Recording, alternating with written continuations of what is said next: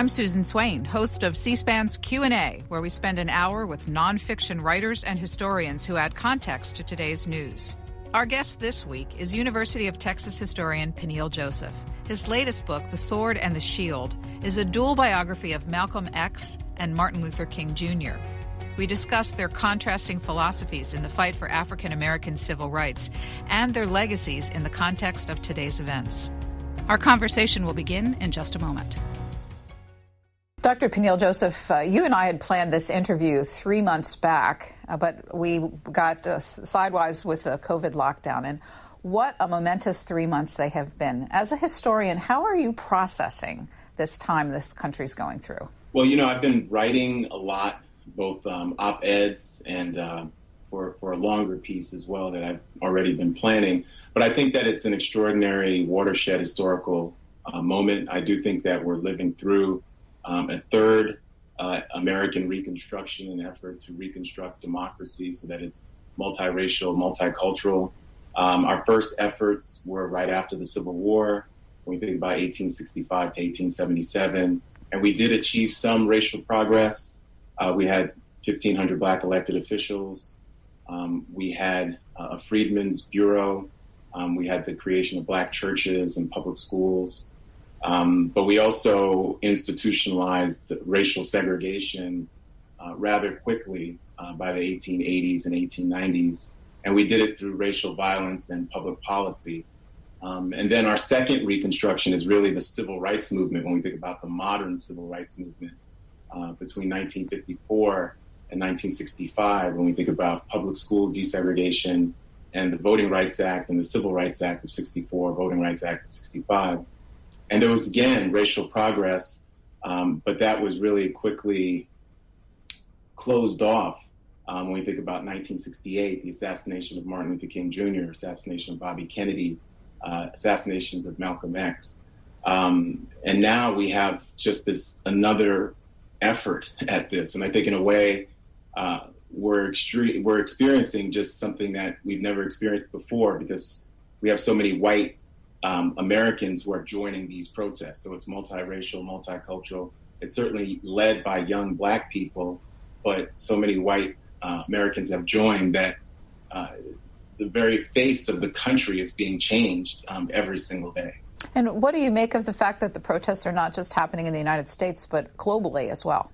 Well, we really have great historical precedent for that. That's not unprecedented. Things that happen in the United States impact the world, and things that happen around the world impact the United States. So broadly speaking, the United States, when we think about the civil rights movement, it was also a movement against colonialism. It was a movement that wanted liberation in Africa. It wanted a free South Africa, end of apartheid there. It wanted liberation in India and Asia and Latin America and the Caribbean. And we saw all these different networks of different activists and human rights and civil rights organizations who knew each other. And certainly Malcolm X and Martin Luther King Jr. were two iconic Black civil rights and Black power activists who visited the Middle East, who visited Europe, who visited Africa.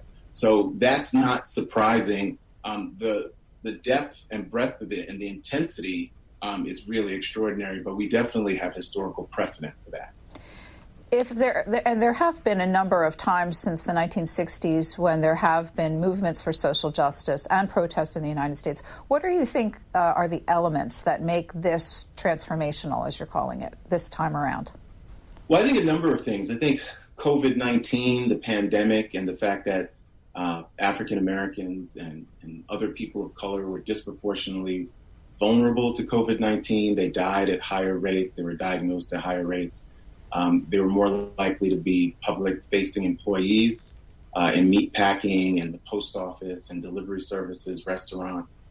I think the mass unemployment that followed that, and really just a breakdown of the way in which our government responds to inequity. So I think there's a rising wealth gap.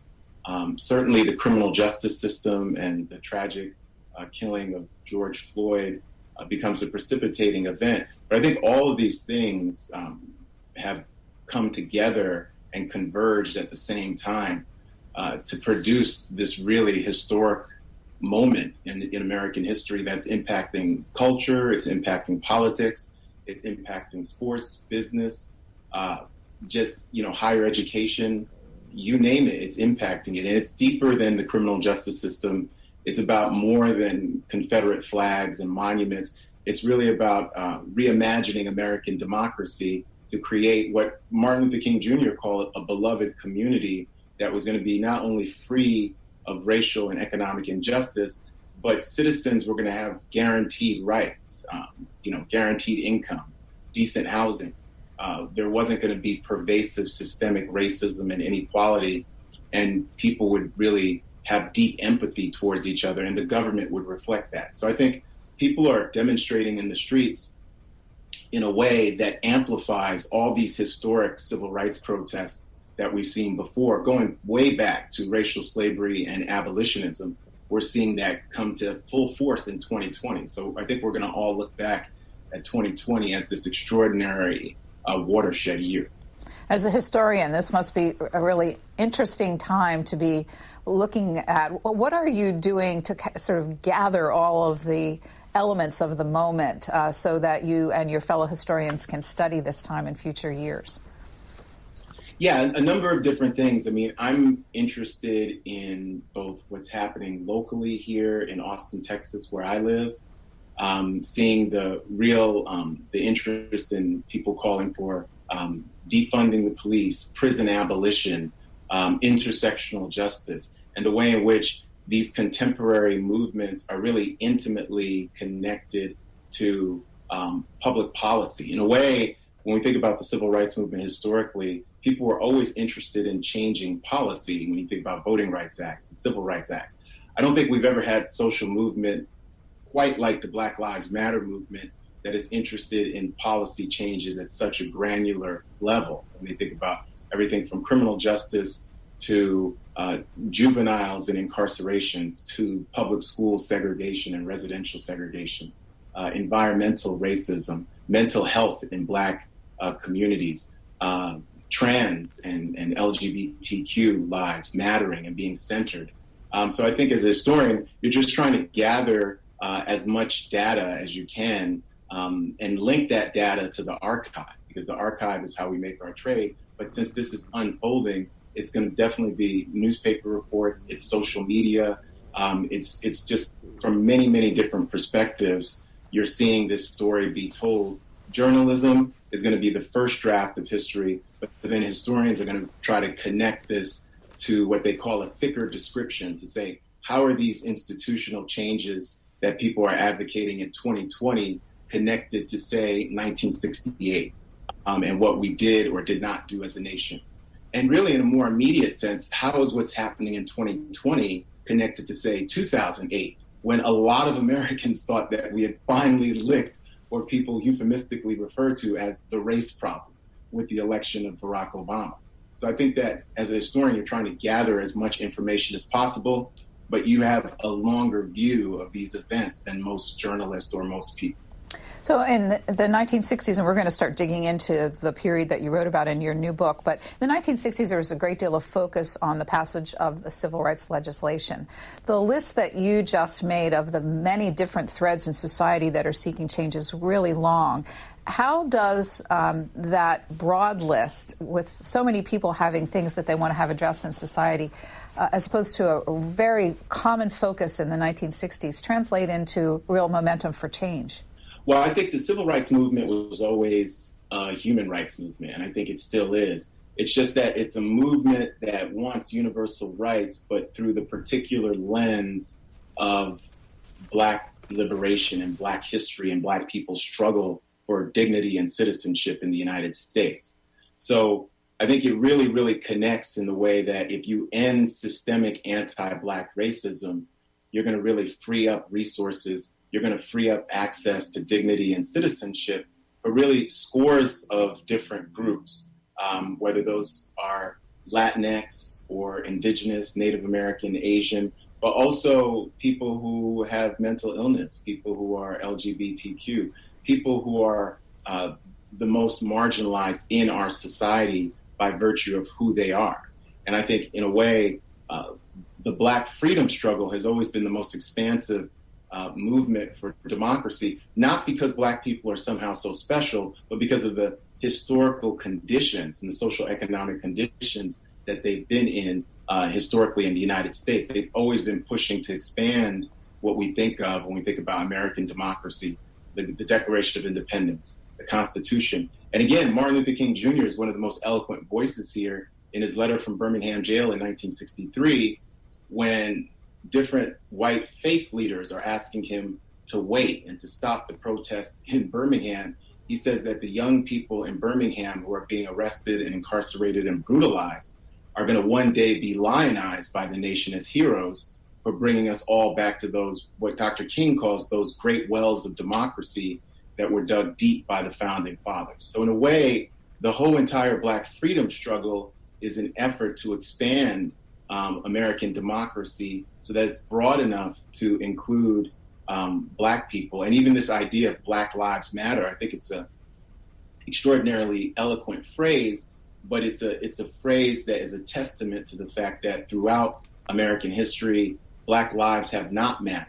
And in fact, it's been quite the reverse. And so there's always this push to try to get those lives to matter in law, in policy, but also in our culture. And I think that's what's so important in terms of what's happening now. We need policies, we need politics, new politics, new institutions, but we have to also change hearts and minds and have a culture that respects Black people, and in turn, that's going to respect all people.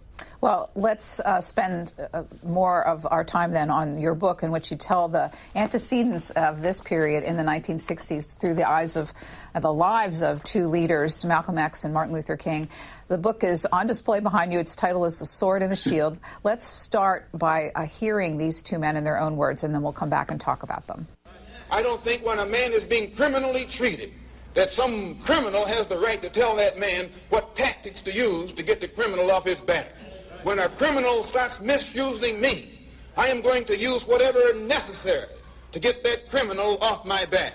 And the injustice that has been inflicted upon Negroes in this country by Uncle Sam is criminal. Somewhere I read of the freedom of assembly. Somewhere I read of the freedom of speech. Somewhere I read of the freedom of press. Somewhere I read that the greatness of America is the right to protest far right. Dr. Joseph, you write in your introduction that the idea of a dual biography of these two men had been germinating with you for a long time. Why did you take upon yourself the study of these two men and how they both approached the goal of civil rights in the United States? Well, my whole scholarly trajectory, my career as an academic, but also as just a citizen and an activist, has been based on civil rights, has been based on human rights, the connection between race and democracy, and Black freedom in the United States and globally. So I've written books on the Black Power movement. I've written books on Barack Obama. I've written a biography of Stokely Carmichael, Kwame Ture, who was a Black Power leader. And through those books and that research, I became increasingly fascinated with Malcolm X and Martin Luther King Jr. And really, I started to reimagine what their roles in terms of transforming American democracy was just through study and just reading and finding out more about them in great biographies, but the archives, looking at their papers, looking at their speeches, listening to their speeches. And I really came to the conclusion that when we think about Malcolm and Martin, we in popular culture think of them as dueling opposites, as polar opposites. One is talking about nonviolence, the other one is talking about self-defense. One is saying by any means necessary. The other one is talking about a beloved community. One is Harlem's hero. The other is America's apostle. And I really came to the conclusion that they're both revolutionaries. They are dual sides of the same revolutionary coin. And when we think about the sword and the shield, we usually think of Malcolm X as the political sword of the Black community and Dr. Martin Luther King Jr. as the shield of the Black community. And they both serve those roles simultaneously, I argue, in the book. And by doing a dual biography, you're able to really see what each was doing at the same simultaneously. So in a way, they serve as each other's alter ego. I think, as you see in The Sword and the Shield, a lot of times they're both thinking about each other, even if they use surrogates to debate each other. And really towards, by 1963, 64, a lot of what they're doing is really in tandem. And certainly they're going to meet at the United States Senate in 1964, and they're going to cultivate a relationship that's less adversarial. They're less rivals than at times complementing each other in their pursuit of radical Black dignity and radical Black citizenship. Well, you write in the book that not just were the two perhaps symbiotic in their careers, but at the time that Malcolm X was seen as Dr. Martin Luther King's evil twin. What were you saying about that? Well, Malcolm is, and we heard the clip, Malcolm is Black America's prosecuting attorney. He is charging white America with a series of crimes against Black humanity that date back from racial slavery to the present. So Malcolm X is really one of the innovators of his own 1619 project, where he's talking about 400 years of racial oppression in the 1950s and the 1960s. So he really is contrasted with Dr. Martin Luther King Jr., especially in the 1950s and early 1960s, because Dr. King is Black America's defense attorney. He's defending Black humanity to the white mainstream, but he's also defending white humanity to civil rights activists, to Black activists. Malcolm X is different. He takes Black humanity as a given, and he's not going to try to defend Black humanity to whites. But Malcolm is viewed as Martin Luther King's evil twin because Malcolm is a Muslim. He's not a Christian. Malcolm is a former prisoner. He's an ex-con at a time where that's not something that was glorified in our society. Malcolm is incarcerated for 76 months in 3 different prisons between 1946 and 1952. So he's an unusual civil rights leader, an unusual Black liberation leader to get that kind of political celebrity and achieve that kind of celebrity. And his denunciations of white supremacy are so bold that he both enthralls white media, but he also turns people off because he is such a vociferous critic against structural racism, against white supremacy, and he's willing to name names. He's a big critic of President Eisenhower, Presidents Kennedy and Johnson, in a way that Martin Luther King Jr. is trying to get a political rapprochement with the establishment, certainly up until Malcolm X's assassination. Well, kind of building on that point, as your book evolves, you tell us that Dr. King also evolved in his thinking, and that toward the end of his life, he really rethought the use of violence as a tactic. Is this a new thesis? Well, Dr. King never moves away from nonviolence. What he really rethinks is using massive nonviolent civil disobedience in a way that's going to be even more coercive than Birmingham and Selma.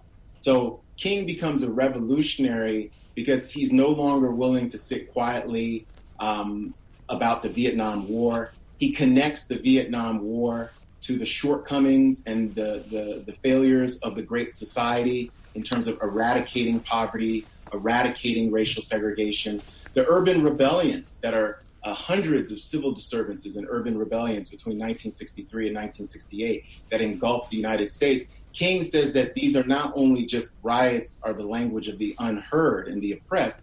He says that the United States has to get to the root of that oppression. So what we see with King, the revolutionary King, he starts talking about using nonviolence as early as 1965, after the Los Angeles Rebellion of 1965, to paralyze cities, to leverage nonviolent civil disobedience to transform American democracy. Malcolm X had called for the same thing at the March on Washington, which Malcolm criticized as a farce on Washington, because he wanted a display of civil disobedience that was going to be muscular enough to end the racial status quo in the United States of America. So when we think about King between 65 and 68, he is the biggest critic of white supremacy after Malcolm X's assassination. And that's what's so extraordinary. King is talking about white racism running wild in the halls of Congress. King speaks to audiences by 67 and says that the biggest impediment to racial justice in the United States is white racism, which is unleashing chaos in the cities of the United States.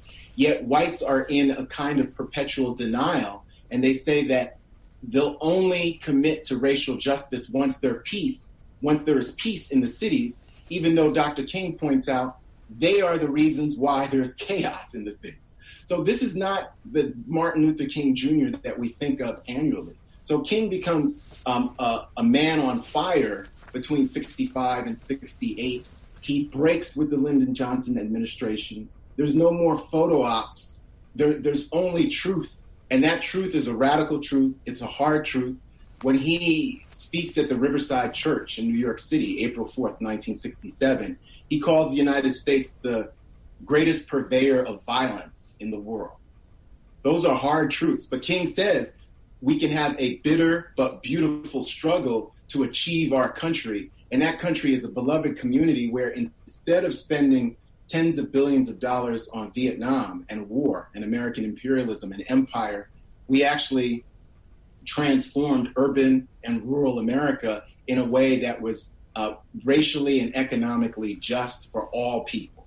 And so he becomes this extraordinary figure, and that's the Martin Luther King Jr., the revolutionary king, that I argue that people still don't know about. People who, even our contemporary activists, they don't know how deep of a revolutionary figure Martin Luther King Jr. was, because we sanitized King. We say that Malcolm was the revolutionary, and he was, but we sanitized King because we want a king that is like a teddy bear that we can all hug, that if he were alive today, he would just give all of America one big hug and ask us to love each other. But that's not the true Martin Luther King Jr. He's deeply empathetic, but he's also deeply critical of inequality, wherever that inequality may be. You referenced this, but one of the most interesting facts I found in your book was that these two men whose spheres of influence overlapped, both committed to the same cause, only met in person one time. Was that intentional, or was it simply coincidental? Well, I think it's both.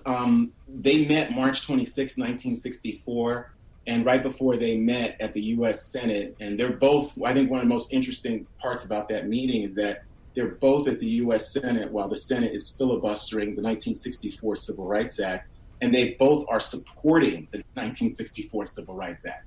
And they both say that unless this is achieved, there might be racial violence, although Malcolm one-ups Dr. King and says that even if the bill is passed, if it's enforced, it's going to lead to a civil war in the South and a race war in the North. Because white supremacy is so powerful, has such a powerful grip on the country. Dr. King says that if it's not passed, there may be racial violence because Black America, its patience is at an end. When we think about that meeting shows that by 1964, they're both making overtures. Malcolm X is speaking to the journalist, the Pulitzer Prize-winning journalist, Robert Penn Warren in 1964, and he says that him and Dr. King have the same goals. And Robert Penn Warren is taken aback because he's a pretty conventional white liberal, and he thinks of Malcolm X as this scary guy who doesn't like white people, and is really not consonant with what Dr. King is trying to do. And he says that, look, Dr. King wants human dignity, and I want human dignity. We might have different methods, but we have the same goals. And so when we think about that year, 1964, Malcolm X actually listens to Dr. King do an entire speech in Harlem on December 17th, 1964, after Dr. King has won the Nobel Peace Prize, and he comes to Harlem and he's feted by the entire city of New York, and he ends that evening in Harlem. There's over 8,000 people at the 369th Armory, and Malcolm X is sitting next to Andy Young, who's later United Nations ambassador and mayor of Atlanta, and Malcolm and Andy Young knew each other. And Malcolm is really impressed by King's speech. A few days later in Harlem, he discusses Dr. King's speech. He praises Dr. King. And really, a couple of months later, Malcolm tries to visit Martin Luther King Jr. in Selma.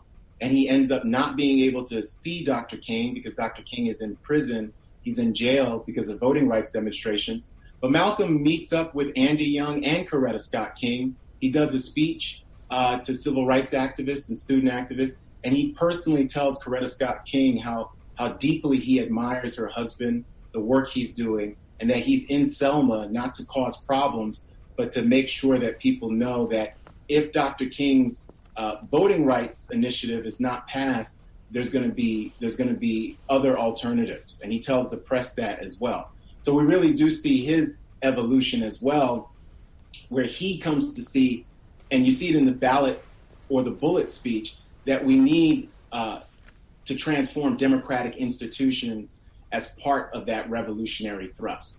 We won't have much time to spend on it, and I invite people to read more details in your book. But I wanted to do a little bit about the biography of each man to understand what brought them to their leadership skills. Malcolm X was born on May 19th, 1925. We're going to watch just a little bit of a 1962 video called The Lost Tapes, Malcolm X, from the Smithsonian Channel in 2018. And then we'll come back and learn about his early years. Who taught you to hate the texture of your hair?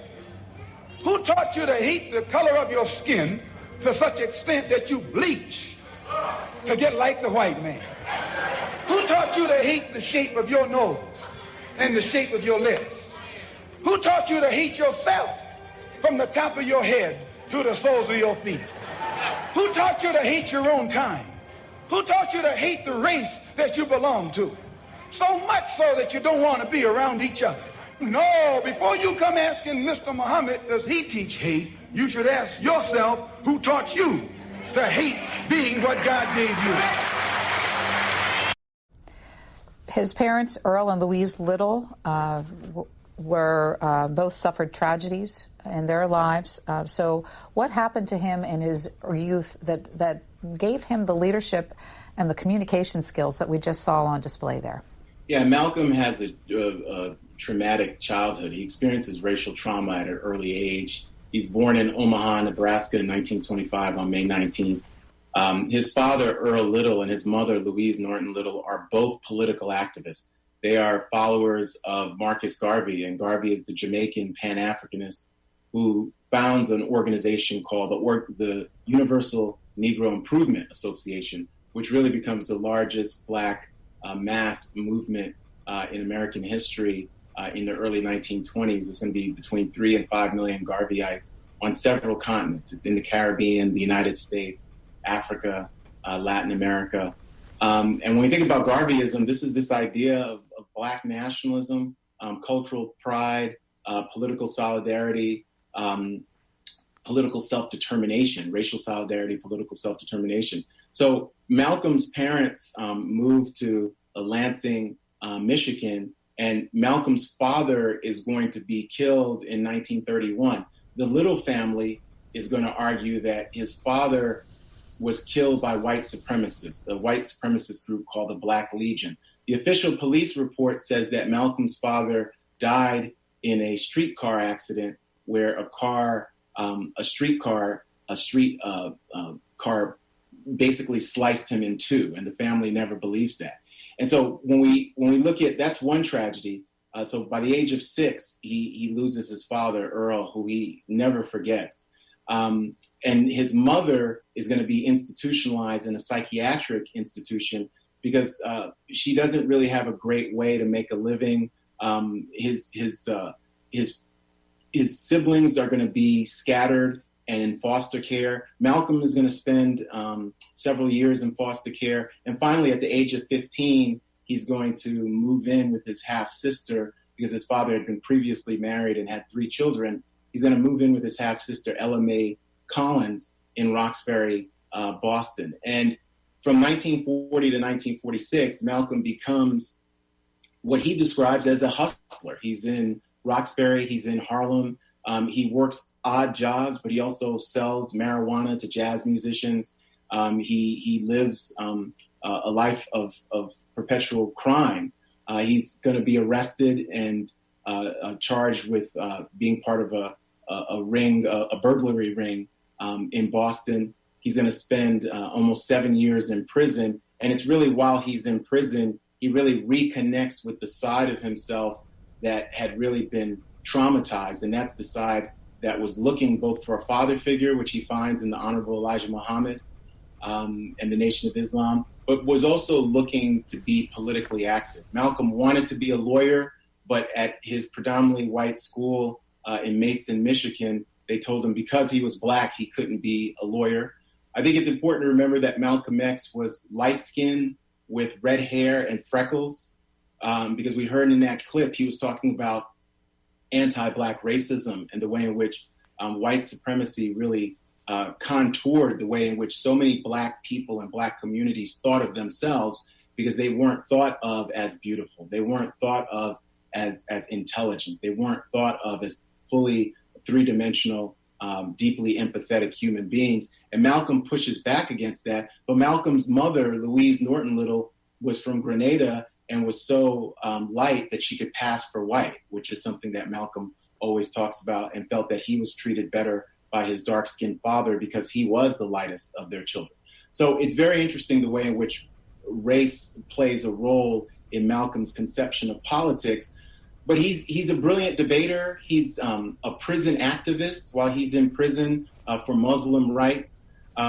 He's a voracious reader, and he goes to one of those prisons, Norfolk in Massachusetts, is an experimental prison that provides college-level education. So in a way, I argue that Malcolm X really, he gets a college degree and more while he's in prison. And by the time he leaves prison, he's paroled on August 7th, 1952, he really becomes this political activist. He becomes this organizer, but he's also an intellectual. He's constantly reading. He's got the great quote saying, he could spend, all day in a library in his autobiography, because he's a voracious polyglot of a reader, speaker, thinker, and writer. So he's not just an organizer and a debater. He's an intellectual, and I think Dr. King is an intellectual too. And this book treats them as both activists but also intellectuals, because their political thought continues to resonate all the way to the present.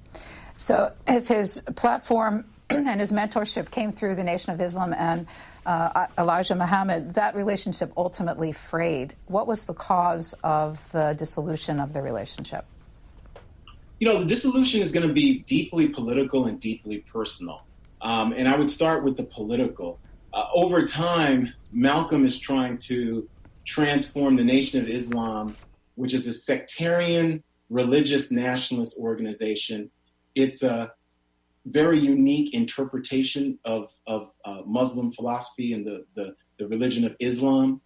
Parts of it are radical, parts of it are very conservative. And so Malcolm, over time, tries to politicize the Nation of Islam, make them part of the civil rights movement. And for a time, the Honorable Elijah Muhammad allows this to happen because Malcolm joins the group from prison, and the group only has 500-600 hardcore members. And really, in large part due to Malcolm's organizing skills, the group is going to have 35, 40, 50,000 members by the time he exits. So he really transforms that group into a group that now is a wealthy group that is making millions of dollars through publishing the Nation of Islam's newspaper, Muhammad Speaks, but also through the creation of different small businesses, and also through real estate purchases that they do over time.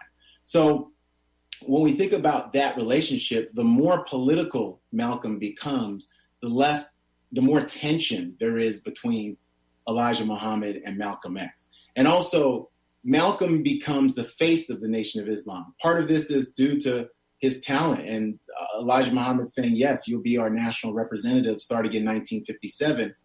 But the press and the attention that Malcolm gets over the next 6 years, it proves to be too much for Elijah Muhammad and the Nation of Islam, because Malcolm becomes the first Black radical global celebrity who's a Black nationalist and a Pan-Africanist. He's this very famous global figure who can go to the Middle East, which he does starting in 1959, and then in 64 as well. He gets feted in African kingdoms, prestigious universities, Muslim imams, because he's Malcolm X, this champion of Black liberation and Black pride.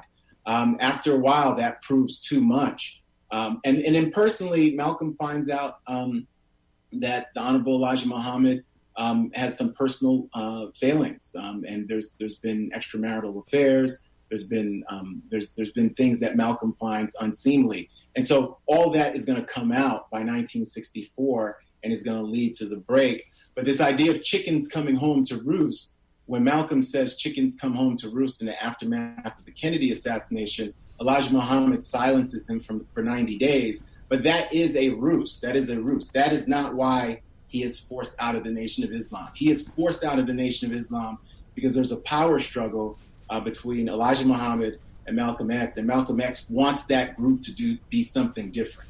Elijah Muhammad wants it to be a religious organization that is not involved in politics. And Malcolm X wants it to be a political organization that has deep religious faith. Martin Luther King, who was born Michael Luther King on January 15, 1929, you write that his childhood couldn't have been more of a contrast. His father, who had the nickname Daddy King, Martin Luther King Sr., was the highest paid black minister in Atlanta. He and his son toured Europe and the Middle East. He was a graduate of Morehouse College and HBCU and Crozier Theological Seminary in Chester, Pennsylvania. What were the major influences in Martin Luther King's life that had him develop his own personal philosophy on how to achieve change? Yeah, Martin Luther King Jr. is definitely, he's a son of the black petty bourgeoisie, sweet Auburn Avenue. His father's peoples were sharecroppers, but his mother's are part of that black bourgeoisie. And Ebenezer Baptist Church is this very, very important church. His father had toured Germany and Europe. When we think about Martin Luther King Jr., his father, Daddy King, is a huge, huge influence. But also people like Benjamin Mays, who's president of Morehouse College, the theologian Howard Thurman. They know so many different famous black people who are part of the social gospel. And when we think about the black social gospel, this is the idea that interpretation of Christianity that connects Christianity to social justice. And so the social gospel is saying that we can right wrongs, we can end poverty, we can end racism in our own time. That's very, very influential for King. King does experience racism. One of the convergences between Malcolm and Martin in their childhood is that they both are upset about Gone with the Wind, the very, very racist film, 1939, that's considered a classic, that is really a sepia-toned vision of racial slavery in the antebellum South. And Malcolm says that he wants to crawl under a rug when Butterfly McQueen goes into her act, and she is Butterfly McQueen and Hattie McDaniel, who won an Oscar, are two African-American actresses. But Butterfly McQueen is Prissy in Gone with the Wind, who's constantly being hectored by Miss Scarlett, Vivian Leigh's character, and even smacked in the face at one point. And those were the images that they both saw. And King remembers the big premiere in Atlanta and being shocked by finding out what that film was about and how it depicted black people. So they both have that convergence. King was 10 and Malcolm was 15 when that movie came out, 14 when that movie came out. When we think about Dr. King, he goes to Morehouse College, which is the best college for a young black man in the United States. I would say both then and now. He goes to Crozier Theological Seminary and is part of an interracial group of seminarians, a class of 9 or 10, and is voted valedictorian. And then he goes and gets a PhD from Boston University. So in 1956. So he has a very, very unusual pedigree. I would argue that the reason why King, at least initially, has more hope for the ability of American democracy and democratic institutions to reform themselves is because of that history. Malcolm has been not just in prison, but Malcolm racially traumatized starting at the age of 6 when his father was killed, really experiences America in a different way, which is why Malcolm is always saying American democracy is nothing more than American hypocrisy. King never says that, but by 1965, 66, 67, 68, and you saw it in the clip that you played initially, when King is saying things like, the greatness of America lies in the right to protest for right, he is acknowledging this yawning chasm between democratic ideals in the United States and the reality of American democracy. So they come to converge in terms of some skepticism about American democracy as well, although Malcolm always has the classic quip about American democracy being nothing more than hypocrisy. I want to fast forward to the year 1963, so full of momentous events. And John F. Kennedy, the president at the time, you write about Martin Luther King's views of John F. Kennedy on civil rights issues, which were less than positive. What did he think of the president's approach to it in the early days? He didn't think that Kennedy did enough. He didn't think that Kennedy empathized deeply enough with Black people as human beings. Certainly, Kennedy's going to undergo evolution, and I write about that. And by June 11, 63, Kennedy makes this, what I think is the finest speech of his presidency. But Dr. King is very critical of Jack Kennedy in 1961, 62.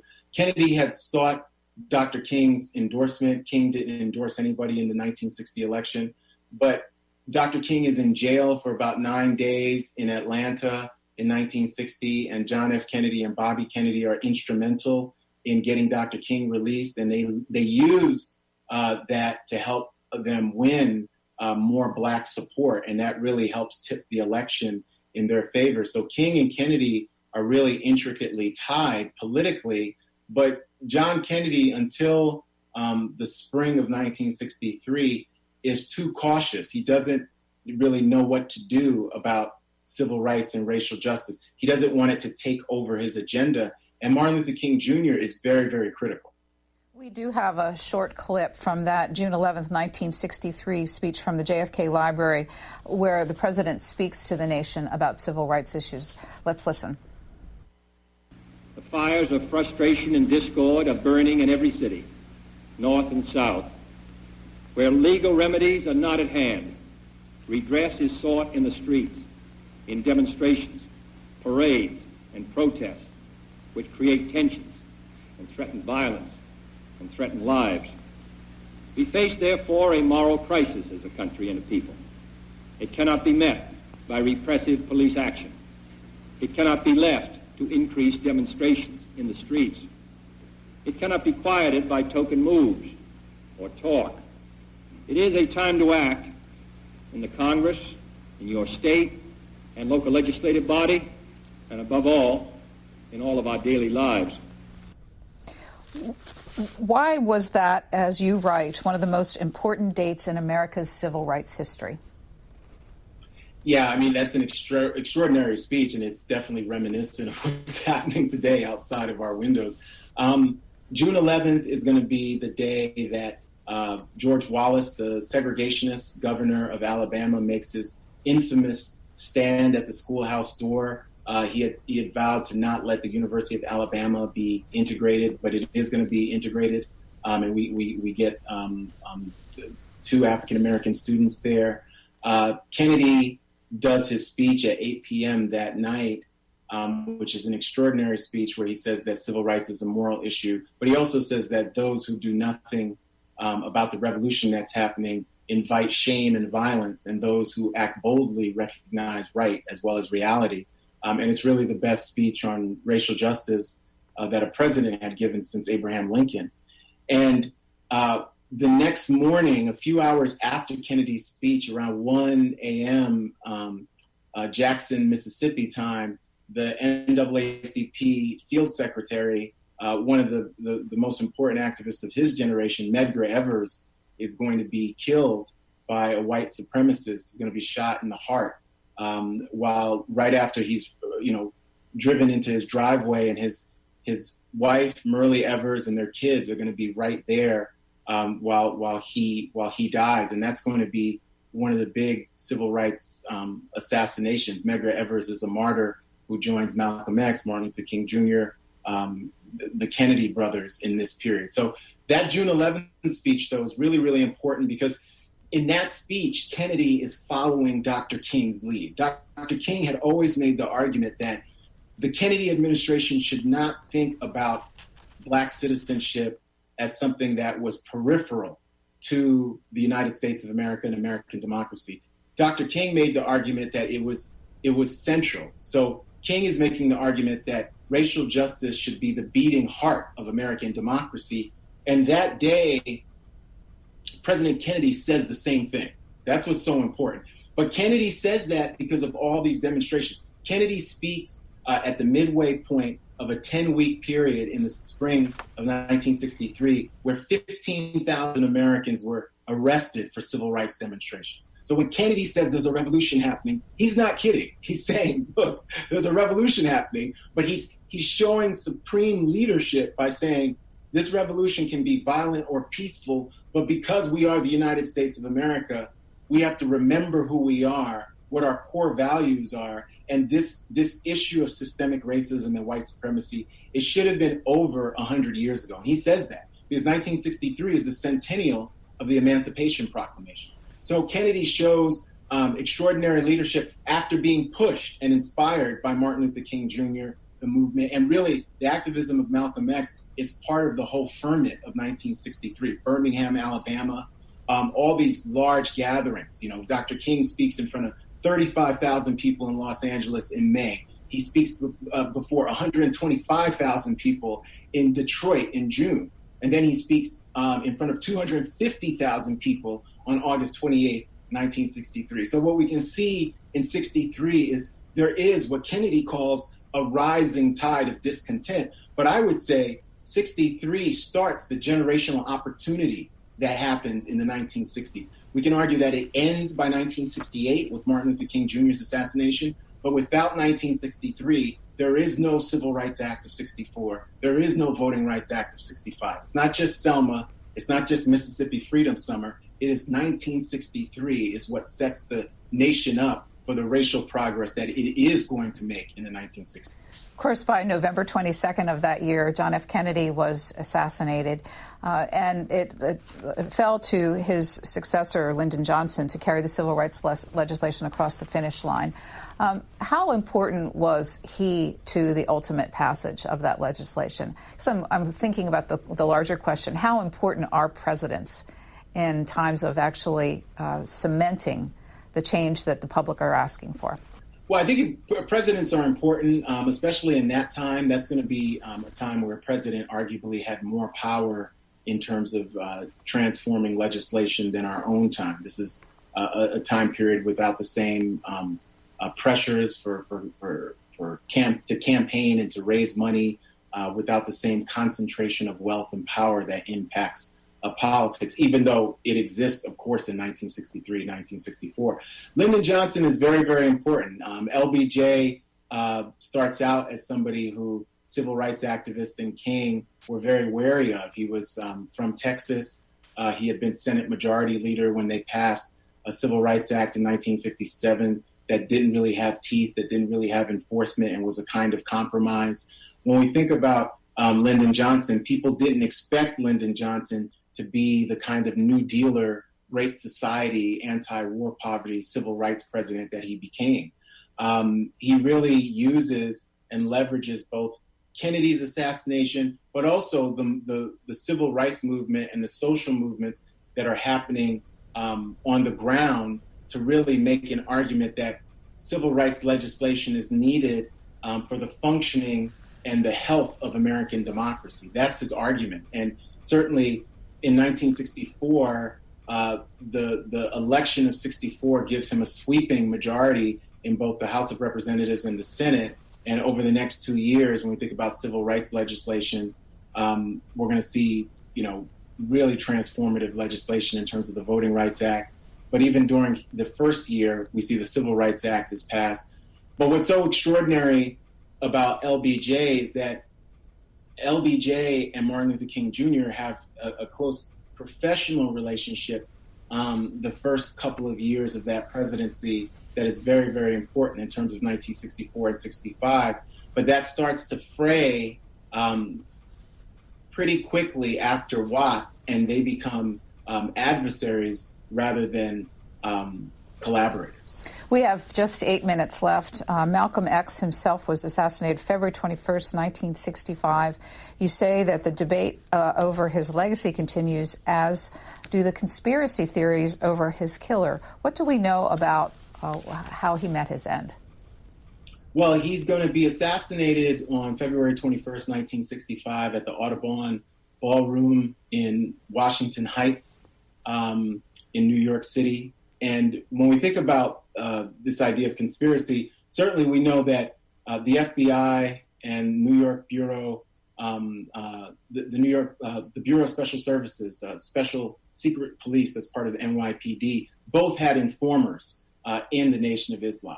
We also know that the Nation of Islam had people who wanted Malcolm killed because Malcolm had not only exited the group, but he also spoken harshly against Elijah Muhammad. So we have a confluence of different people. We have 3 people who were sentenced to prison, and there was allegedly 5 shooters. The first shooter shoots Malcolm with a gunshot through his heart, and so he's basically, that's going to be the mortal fatal wound.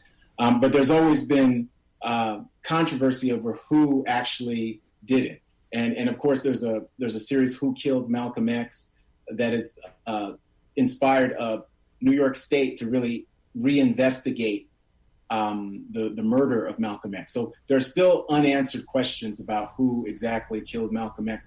I would say that there are many different people who wanted Malcolm X out of the way, and that's going to include both people who were connected to the Nation of Islam, but also people who were connected to the FBI and connected to the New York Police Department as well. So in a very short period of time, John F. Kennedy was assassinated, Medgar Evers was assassinated, Malcolm X was assassinated. How did this change Martin Luther King?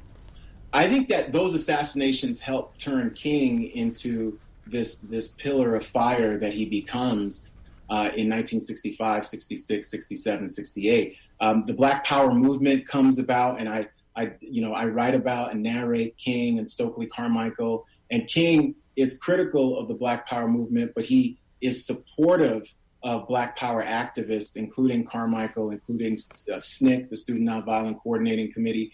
He starts to really connect racial and economic justice. He makes the argument that materialism, racism, and militarism are the triple evils facing humanity. He's very, very critical of white supremacy. He's very, very critical of racial segregation.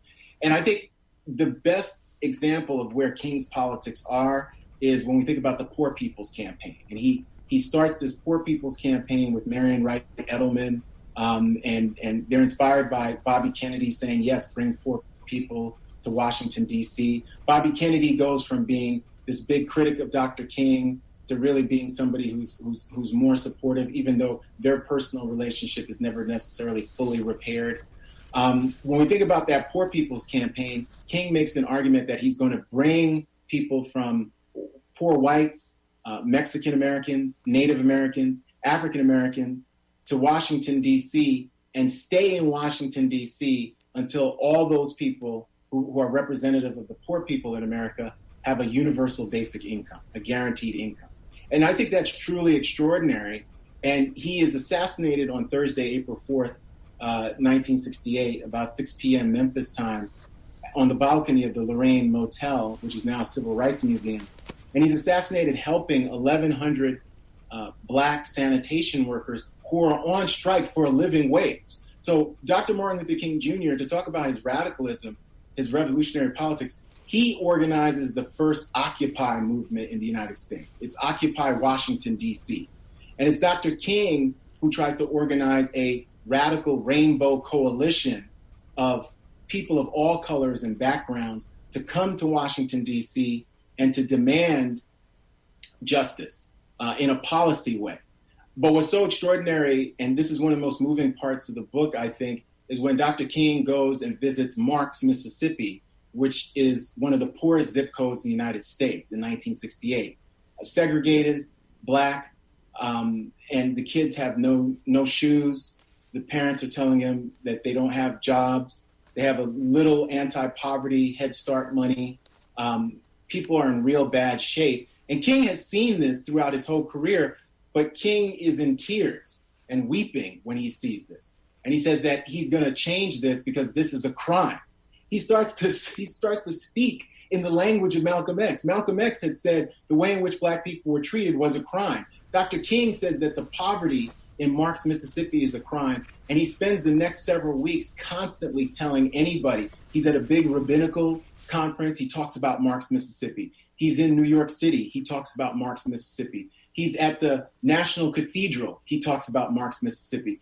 He says that the Black poverty we see in Marks, Mississippi should be the shame of the nation, but that it can be repaired because the United States can achieve greatness when it tries, when it wants to.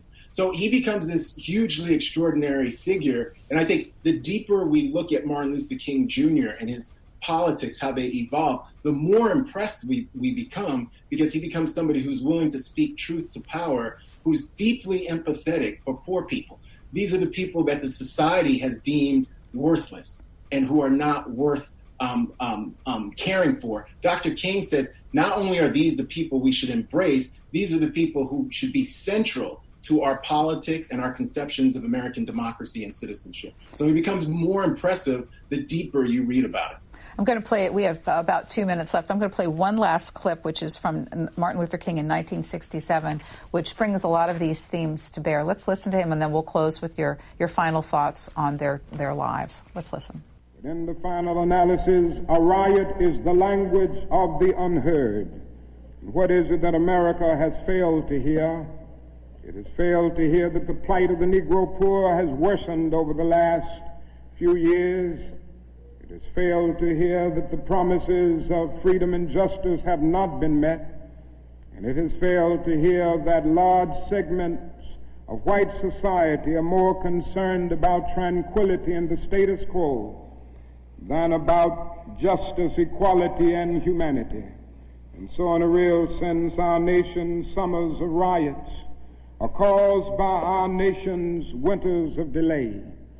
And as long as America postpones justice, we stand in the position of having these recurrences of violence and riots over and over again. As we close, Dr. Peniel Joseph, what should Americans today think about the legacy of these two men? Well, I think they offer us a chance of looking at our last generational opportunity to transform American democracy, to end institutionalized racism, to defeat white supremacy. And I think they offer us hope, because for a few years, the United States was on that path. That opportunity receded, and people went, and the country went in a different direction. I think the importance of Dr. King and Malcolm X is this idea of dignity and citizenship. We can only talk about achieving our country and reimagining American democracy when we achieve Black dignity and citizenship. And by doing that, we reverberate to human rights for all people. So they give us an opportunity to think about human rights, to think about citizenship in an expansive way. But they also show us what happens when a generational opportunity is missed, because really over the last 53 years, we've missed that opportunity. I think we have another one in front of us, but they give us real historic lessons of what happens when opportunities are found and lost, and how we can use this current opportunity to promote human rights through Black dignity and citizenship for all people. The book is The Sword and the Shield. Dr. Peniel Joseph teaches at the University of Texas. He's the founding director of the Center for the Study of Race and Democracy there. Thank you for spending an hour with C-SPAN. Thank you for having me. Thanks for listening to C-SPAN's Q&A. Subscribe wherever you get your podcasts, and you'll never miss an episode. And while you're there, please take a minute to rate and review us. You can also send us an email at podcasts@c-span.org with your questions, comments, or ideas. Your feedback is welcome.